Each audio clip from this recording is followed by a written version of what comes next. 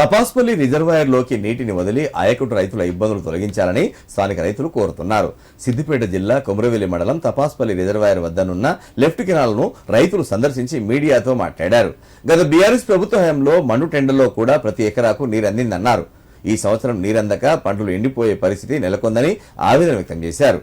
గతంలోలా నీరు అందించి రైతులను ఆదుకోవాలని విజ్ఞప్తి చేస్తున్నారు. ఇప్పటికైనా రాష్ట్ర ప్రభుత్వం అధికారులు స్పందించాలని కోరారు.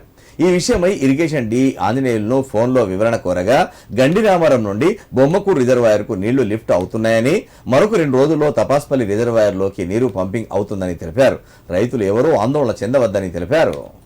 మాది మర్ముచాల గ్రామం, కొమరవెల్లి మండల్, సిద్దిపేట డిస్టిక్. తపస్పల్లి రిజర్వాయర్ నుండి మాకు వాటర్ ప్రతి సంవత్సరం ఈ టైంలో సరిపోయేంత వరకు వచ్చేటి.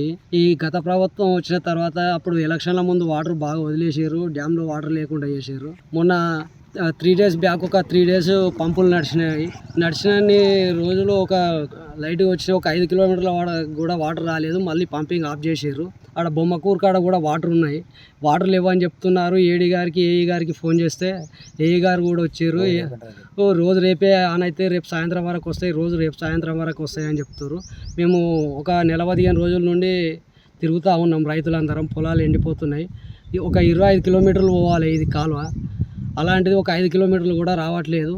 చాలా ఇబ్బందికరంగా ఉంది. ఇట్లా అయితే గత ప్రభుత్వం ఇంత మాకు ఎప్పుడు ఇబ్బంది కలగలేదు వాటర్ గురించి. ఈ ప్రభుత్వం వచ్చి నుండి వాటర్ గురించి చాలా ఇబ్బంది అవుతుంది.